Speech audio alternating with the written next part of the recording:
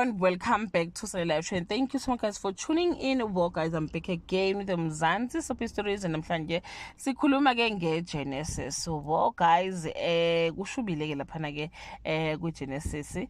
Yeah, kumshubile ngempela uBonko guys. uBonko is caught between the hard place and the rock, because now uyabonakala ukuthi ngempela ama feelings kaMaruna akhona futhi agcwele, and uzomtshela ke noma ukuthi hayibo yazi kahle mina uMaruna ngiyamthanda.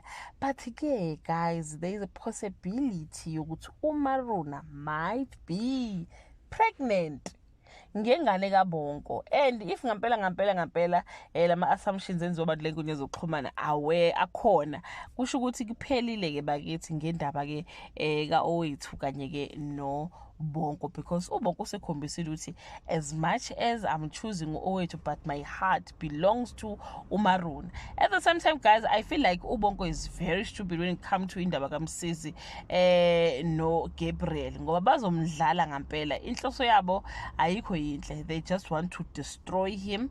And ke yena yazi ngifisa ngazuthi uBonko angaba umxolisi lo edlala kuzala ukuthi abe utsotsana nje akwazi ukubona ukuthi oh la ngiyadlala la, makuthi afake lezi zinto lezi erecordayo ukuthi umuntu uthini akwazi ukufaka izinto. Is very stupid. Yabona la badlala ngaye lo kwangempela. But guys, I hope ukuthi ngempela uMaruna pregnant as abantu are speculating la einkundleni zokuxhumana.